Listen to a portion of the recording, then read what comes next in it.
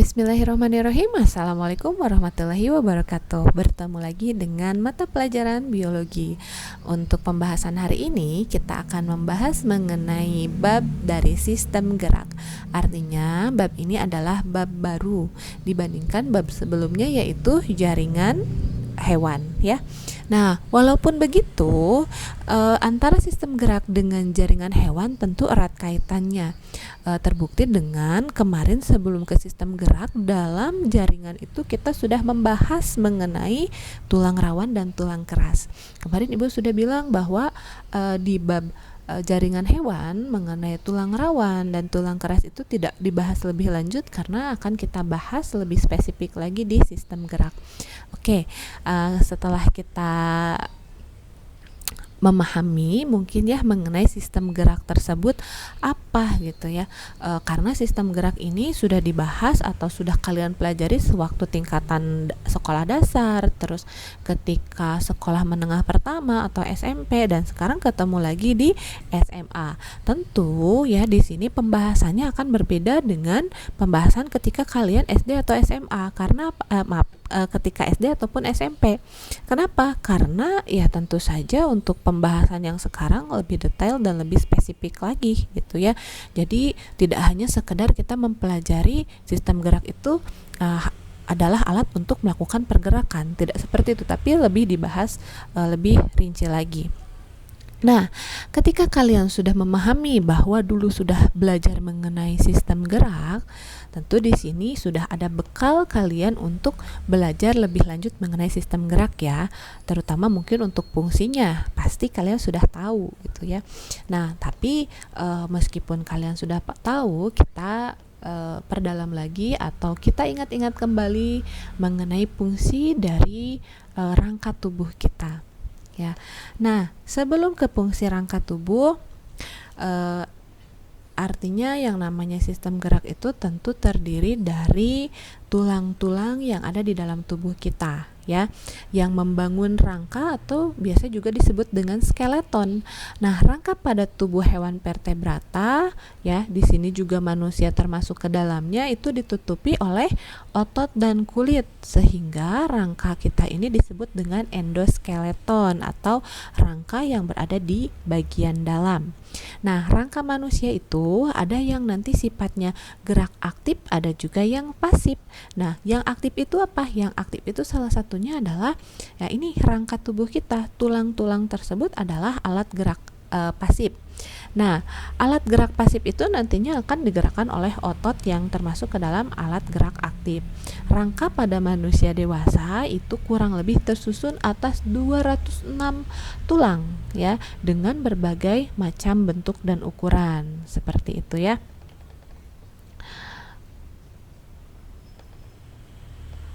Oke, lanjut lagi. Tetapi ternyata gini, kalau untuk tulang dewasa itu kan kurang lebih 206, tetapi kalau untuk tulang bayi itu ternyata lebih banyak ya. Mereka itu memiliki kurang lebih 270 tulang penyusun tubuhnya. Nah, nanti kita bahas mengapa bisa berbeda antara tulang dewasa jumlahnya dengan tulang pada bayi. Oke. Langsung saja nih ke fungsi dari rangka itu sendiri. Nah, fungsi dari rangka atau biasa disebut skeleton atau mungkin di sini tulang-tulang gitu ya. Ada apa saja? Yang pertama sebagai alat gerak. Tadi sudah dibahas di sebelumnya bahwa si tulang ini termasuk ke dalam alat gerak yang pasif gitu. Kenapa dikatakan pasif? Karena dia tidak bisa bergerak tanpa adanya otot. Yang kedua, dia berfungsi sebagai penyokong tubuh. Nah, kita bayangkan ketika misalkan tubuh kita ini tanpa adanya tulang berulang, itu ya, apakah masih bisa berdiri tegak? Apakah kita masih bisa berjalan dengan baik gitu? Tanpa adanya si tulang ini, maka tubuh tentunya tidak bisa berdiri dengan tegak. Yang ketiga, melindungi organ vital. Nah, ini yang mungkin jadi permasalahan ya. Ada kalimat vital di sini. Mungkin ketika kalian mendengar kata organ vital, biasanya berhubungan dengan, Bu, kenapa organ vital itu kan biasanya sering didefinisikan sebagai alat kelamin. alat kelamin. Tetapi di sini namanya organ vital ya, bukan alat vital. Jadi kalian harus bisa membedakan. Ketika misalkan organ vital itu menurut Kamus Kedokteran katanya organ vital itu adalah organ utama dalam tubuh manusia yang sangat penting dalam berlangsungnya kehidupan. Contohnya apa? Contohnya seperti otak, jantung, paru-paru itu merupakan organ vital. Nah, kalau alat vital ya alat reproduksi gitu ya. Jadi beda, ada organ vital, ada alat vital. Nah, melindungi organ vital di sini tentu kalian tahu di balik tubuh kita ini atau di balik rangka tubuh itu ada beberapa organ vital seperti yang sudah Ibu sebutkan tadi, ada otak, ada jantung dan paru-paru. Tanpa adanya rangka, bayangkan ketika misalkan tanpa adanya rangka, bagaimana kondisi organ-organ tersebut apabila terjadi benturan pada tubuh kita ya. Nah, makanya Tuhan itu atau Allah itu sudah menyediakan atau sudah memfungsikan tubuh kita itu sebagaimana mestinya. Jadi kalau misalkan ada organ yang istilahnya rentan terjadi kerusakan ya, atau misalkan mudah rusak, mudah penyok dan sebagainya gitu, makanya itu dilindungi oleh rangka kita, oleh tulang rusuk contohnya, melindungi bagian paru-paru, jantung, hati dan sebagainya. Lalu yang berikutnya memberi bentuk tubuh. Nah, ini sudah jelas ya, kalau tanpa adanya tulang tentu tangan kita itu mungkin tidak terlihat bentuk jari-jarinya ada 5, atau misalkan lengan kita tidak bisa dibedakan dengan kaki kita, atau misalkan tidak bisa dibedakan mana kepala, mana bagian kaki gitu ya. Nah, karena adanya tulang tersebut yang membentuk tubuh kita sehingga tubuh kita memiliki bentuk yang jelas. Jadi ada bagian kepala, ada bagian tangan, ada bagian kaki gitu, ada bagian dada ya, contohnya pada bagian tulang rusuk. Yang kelima, pembentukan sel darah ya. Jadi di sini pembentukan sel darah tersebut bisa juga disebut pembentukan atau fungsi imunologis. Kenapa dikatakan seperti itu? Karena tulang itu juga menghasilkan sel-sel imunitas ya. Tepatnya di mana? Di bagian sumsum tulang. Misalnya misalnya limfosit B yang akan menghasilkan antibodi dan limfosit T yang akan membantu pertahanan terhadap infeksi tubuh. Selanjutnya, menyimpan mineral dan lemak. Nah, ini juga tentu merupakan fungsi dari tulang itu sendiri. Nah, tempat penyimpanan mineral seperti apa? Sekitar 62% matriks tulang itu tersusun dari garam anorganik ya. Sehingga tubuh kita itu ya memang menyimpan garam mineral di dalam tulang, terutama pada bagian kalsium fosfat dan kalsium karbonat. Sekitar 99% kalsium tubuh ini terdapat pada rangka. Nah, otomatis gitu ketika kayak kasus orang yang sudah tua, itu mereka membutuhkan kalsium lebih banyak ya di darah. Nah, untuk proses metabolismenya. Ketika misalkan kalsium yang ada di darah itu sedikit, maka akan diambil dari tulang. Nah, itulah yang menyebabkan ketika orang yang sudah lanjut usia lebih mudah terserang yang namanya kropos tulang, karena kalsium yang ada di dalam tulang itu diangkut menuju darah. Kebutuhan kalsiumnya lebih banyak. Terus tempat melekatnya otot. Nah, ini kan sudah dibahas tadi ya bahwa fungsi rangka itu ada yang aktif, gerak aktif, ada yang gerak pasif. Kalau untuk yang aktif itu otot, kalau yang pasif itu adalah rangka. Nah, si rangka inilah atau tulang-tulang kita inilah tempat melekatnya otot tersebut. Selanjutnya, nah ini ya macam-macam gerak. Nah, ada alat gerak itu ada alat gerak aktif, ada alat gerak pasif. Kalau alat gerak yang aktif itu ini otot ya. Di sini ada otot tricep dan bicep pada bagian lengan. Kalau untuk yang pasifnya apa? Pasifnya tulang. Kenapa dikatakan pasif? Karena tanpa adanya otot, si tulang tersebut tidak bisa melakukan pergerakan. Nah, ada jenis rangka juga. Rangka itu dibagi dua, ada rangka aksial dan rangka apendikular. Kalian lihat pada bagian gambar rangka ini, ada bagian gambar yang berwarna biru ya di bagian aksial itu warna birunya dari mulai tulang tengkorak sampai ke bagian tulang belakang. Nah, kalau untuk rangka apendikular yang berwarna birunya itu adalah anggota-anggota gerak ini, ya, mulai dari lengan, terus bagian kaki, ya, terus bagian ini gelang apa namanya? Tulang panggul dan tulang duduk ini juga termasuk apendikular. Kenapa bisa seperti itu? Jadi pembagian jenis rangka itu dibagi dua berdasarkan letaknya, ya. Ada aksial, ada apendikular. Kalau aksial itu dia yang disebut juga dengan sejajar dengan sumbu tubuh, mulai dari tulang tengkorak kepala sampai tulang belakang. Ada juga bagian dada, tulang dada atau tulang rusuk. Ya, ini tulang dada yang bagian tengah, beda ya dengan tulang rusuk. Ini tulang rusuk.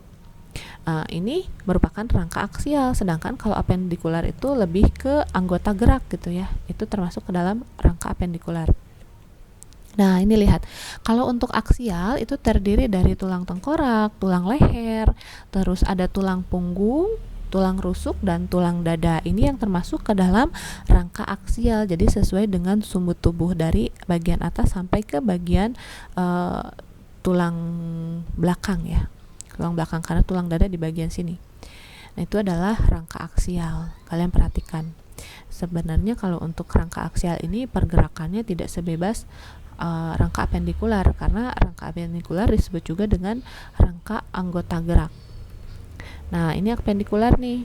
Kalau apendikular dia termasuk anggota-anggota gerak, ya.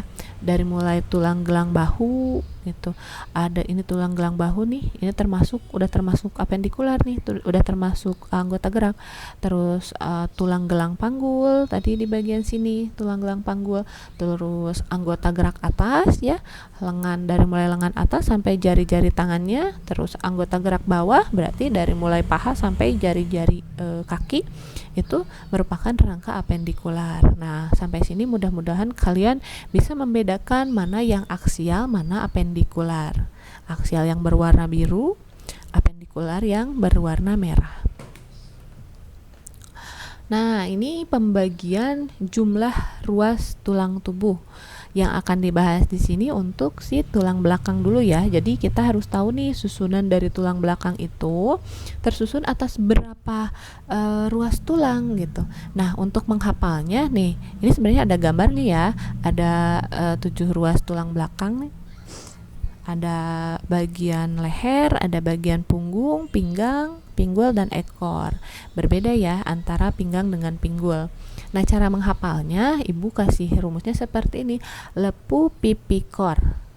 Le-nya untuk leher, pu-nya untuk punggung, pi-nya untuk pinggang, terus pi satu lagi untuk pinggul, dan kornya untuk tulang ekor. Nah, ini rumusnya 7, 12, 5, 5, 4. Jadi ibu juga menuliskan di bawah ini sesuai dengan jumlah rumus di atas. Jadi ada 7 ruas tulang leher atau disebut juga dengan servikal, ada 12 tulang punggung atau disebut dorsal, ada 5 ruas tulang pinggang atau lumbal, 5 ruas tulang pinggul atau sarkum, dan 4 ruas tulang ekor atau koksi. Nah, sampai bagian sini, ya.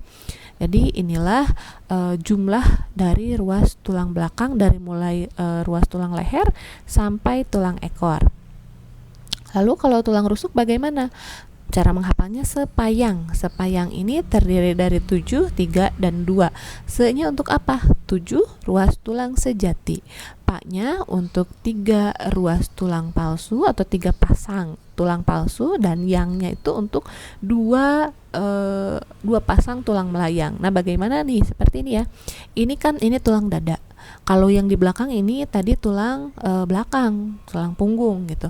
Nah, untuk tulang rusuk ini dia terhubung dari tulang belakang sampai ke tulang dada bagian depan sini, ya. Kalau untuk yang 7 tulang sejati, nah ini 1, 2, 3, 4, 5, 6, 7.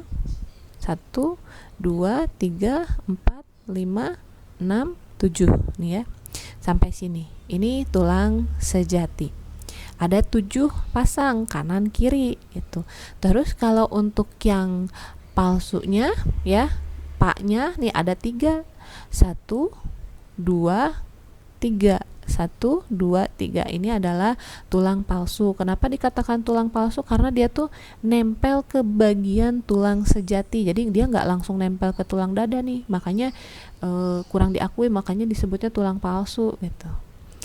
Yang kedua, tulang melayang. Kenapa dikatakan melayang? Karena melayang dia nggak ada nih pijakannya, nggak sampai ke tulang dada, dia udah aja dari tulang belakang, tidak menyambung ke tulang dada. Nah, makanya dia disebut juga dengan tulang melayang.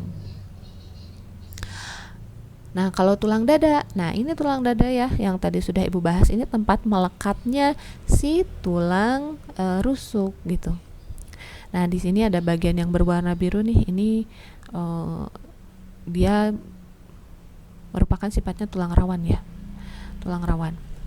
Nah, tulang dada ini terdiri dari tulang hulu itu bagian atasnya, tulang badan bagian tengah, dan dikatakan tulang pedang-pedangan atau kadang disebut juga taju pedang, karena memang bentuknya kayak pedang gitu, runcing ke bawah nih.